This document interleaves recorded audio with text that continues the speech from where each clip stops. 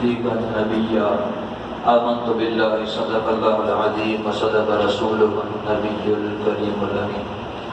آج کا ہمارا جو درس قرآن کا سلسلہ ہوگا اس میں حضرت سیدنا ادریس علیہ السلام کے بارے میں ہم سماعت کریں گے۔ آپ کو ادریس کہا جاتا ہے، آپ کا نام اخنوخ ہے، آپ حضرت نوح علیہ السلام کے والد کے دادا ہیں۔ حضرت آدم علیہ السلام کے بعد آپ ہی پہلے رسول ہیں۔ آپ کے والد شیس بن آدم علیہ السلام ہیں۔ سب سے پہلے جس شخص نے قلم سے لکھا وہ آپ ہی ہیں، یعنی قلم سے جو سب سے پہلے لکھا وہ ادریس علیہ السلام ہی ہیں۔ اور کپڑوں کے سینے اور سلے ہوئے کپڑے پہننے کی ابتدا بھی آپ ہی سے ہوئی، حضرت ادریس علیہ السلام سے۔ اس سے پہلے لوگ جانوروں کی کھالیں پہنتے تھے۔ سب سے پہلے ہتھیار بنانے والے، ترازو اور پیمانے قائم کرنے والے، علم نجوم و حساب میں نظر فرمانے والے بھی آپ ہی ہیں۔ یہ سب کام آپ ہی سے شروع ہوئے۔ اللہ تعالیٰ نے آپ پر 30 صحیفے نازل فرمائے، جیسے موسیٰ علیہ السلام پر کتاب توریت، عیسیٰ علیہ السلام پر انجیل، حضور علیہ السلام پر قرآن، داؤد علیہ السلام پر زبور۔ ان کتابوں کا نزول ہوا، 4 آسمانی کتابیں، اس کے علاوہ صحیفے نازل ہوئے۔ اس کے علاوہ تو ادریس علیہ السلام پر اللہ نے 30 صحیفے نازل فرمائے۔ آپ اللہ کی کتابوں کا باکثرت درس دیا کرتے تھے، اس لیے آپ کا لقب ادریس ہو گیا۔ لوگ آپ کا نام بھول گئے اور آپ کو ادریس پکارنا شروع کر دیا۔ یہ لقب اس قدر مشہور ہوا کہ بہت سے لوگوں کو آپ کا اصلی نام معلوم نہیں۔ قرآن مجید میں بھی آپ کا نام ادریس ہی ذکر کیا گیا۔ آپ کو اللہ تعالیٰ نے آسمان پر اٹھا لیا۔ بخاری اور مسلم کی حدیث میں حضور علیہ السلام نے شب معراج حضرت ادریس علیہ السلام کو چوتھے آسمان پر دیکھا۔ اچھا، ان کا واقعہ بھی بڑا پیارا ہے۔ یہ جنت میں گئے کیسے؟ اب وہیں پر رہ رہے ہیں، آئیں گے نہیں۔ واقعہ ان کا یہ ہے کہ حضرت ادریس علیہ السلام نے موت کا جو فرشتہ ہے ملک الموت علیہ السلام، اس سے فرمایا مجھے موت کا مزہ چکھنا ہے، میں چاہتا ہوں کہ موت کا مزہ چکھوں کیسا ہوتا ہے، مجھے ایک مرتبہ یہ میری روح قبض کر کے دکھاؤ۔ ملک الموت علیہ السلام نے اس حکم کی تعمیل کی اور روح قبض کر کے اسی وقت آپ کی طرف لوٹا دی اور آپ دوبارہ زندہ ہو گئے۔ پھر آپ نے فرمایا آپ مجھے جہنم دکھاؤ تاکہ خوف الہی زیادہ ہو۔ چنانچہ آپ کو جہنم، داروغہ جہنم نے آپ کو جہنم کا مشاہدہ کرایا، دروازہ کھولا۔ پھر آپ نے ملک الموت علیہ السلام سے فرمایا کہ مجھے جنت دکھاؤ، وہ آپ کو جنت میں لے گئے۔ آپ دروازوں کو کھلوا کر جنت میں داخل ہوئے۔ تھوڑی دیر انتظار کے بعد ملک الموت علیہ السلام نے کہا کہ اب آپ اپنے مقام پر تشریف لے چلیے، یعنی آپ نے جہنم کا مشاہدہ کر لیا، جنت میں بھی آپ تشریف لے گئے، آپ نے یہ مقام بھی دیکھ لیا، اب آپ واپس تشریف لے آئیے۔ تو اب سنیے، آپ نے فرمایا اب میں یہاں سے کہیں نہیں جاؤں گا۔ جنت میں جب پہنچے اب میں یہاں سے کہیں نہیں جاؤں گا۔ اللہ تعالیٰ نے قرآن میں فرمایا، اللہ تعالیٰ کا فرمان ہے کل نفس ذائقۃ الموت، ہر جان نے موت کا ذائقہ چکھنا ہے، وہ میں نے چکھ لیا ہے، یعنی موت تو مجھ پر آ چکی ہے، میں نے ذائقہ چکھ لیا۔ اللہ نے یہ فرمایا وَإِن مِّنكُمْ إِلَّا وَارِدُهَا، ہر شخص کو جہنم پر گزرنا ہے، تو وہ بھی میں ہو کے آ چکا، گزر چکا ہوں۔ اب میں جنت میں پہنچ گیا، اور جنت میں پہنچنے والوں کے لیے رب تعالیٰ نے فرمایا کہ وَمَا هُمْ مِنْهَا بِمُخْرَجِينَ، جنت میں داخل ہونے نے جنت سے نہیں نکالے جائیں گے۔ اب مجھے جنت سے چلنے کے لیے کیوں کہتے ہو؟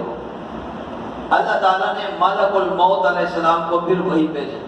اب ملک الموت علیہ السلام نے جب یہ باتیں سنی تو اللہ تعالیٰ نے وہی بھیجی کہ حضرت ادریس علیہ السلام نے جو کچھ کیا میرے اذن سے کیا، اور وہ میرے ہی اذن سے جنت میں داخل ہوئے، لہذا تم انہیں چھوڑ دو، وہ جنت ہی میں رہیں گے۔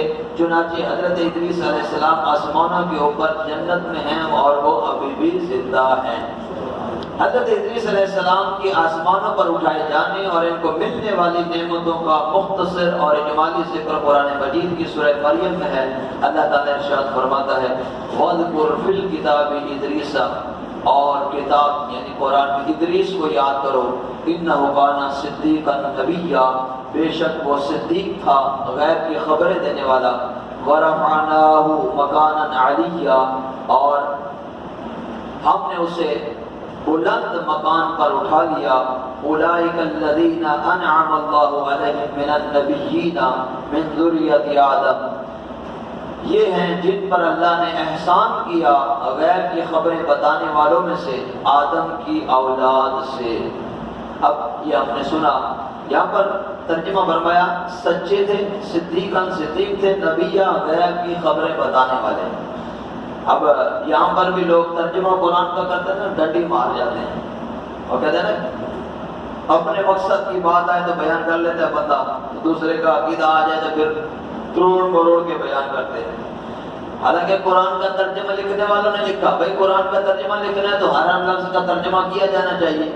بھائی قرآن مجید میں آپ نے پڑھا الحمد، آپ کہتے ہیں تمام تعریفیں للہ، اللہ کے لیے، رب العالمین جو تمام عالمین کا رب ہے، الحمدللہ رب العالمین۔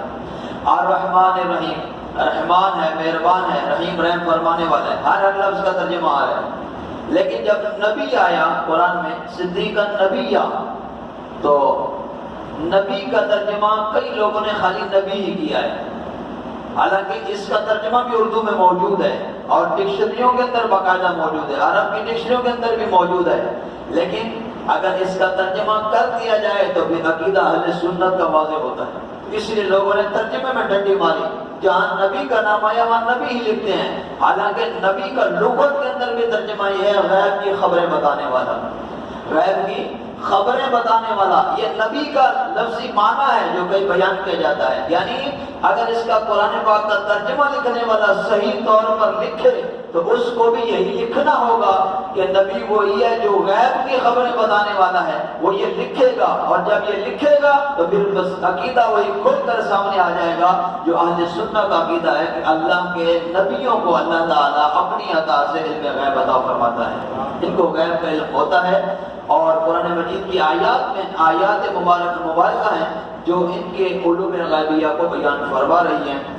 اس آج حضرت ادریس علیہ السلام کے درس سے جو ہمیں واقعے سے جو ہمیں درس ملا وہ کیا ہے؟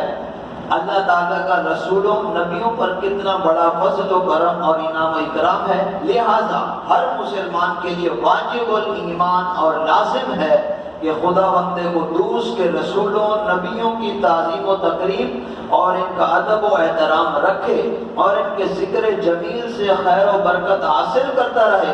قرآن مجید کی مقدس آیتوں اور حدیثوں میں بار بار خدا کے برگزیدہ رسولوں اور نبیوں کا ذکر جمیل اس بات کی دلیل ہے کہ ان بزرگوں کا ذکر خیر اور تذکرہ موجب رحمت و باعث خیر و برکت ہوا کرتا ہے۔ یعنی جہاں اللہ کے نیک بندوں کا ذکر ہو، امام غزالی فرماتے ہیں کہ وہاں اللہ کی رحمتوں کا نزول ہوا کرتا ہے۔ ہم نے حضرت ادریس علیہ السلام کا ذکر مبارکہ سنا تو انشاءاللہ ہماری مجلس پر بھی اللہ کی رحمتوں کا نزول ہو رہا ہے۔ اللہ تعالی ہم سب کو قرآن مجید قرآن رشید کی فہم نصیب فرمائے، قرآن مجید کو سمجھ کر اس پر عمل کرنے کی سعادت عطا فرمائے۔ قرآن مجید کے جو صحیح تراجم کیے گئے ان صحیح تراجم کو اللہ ہم سب کو پڑھنے اور ان کو سمجھنے کی توفیق عطا فرمائے۔ وما علیہ الا البلاغ المبین۔ الحمدللہ۔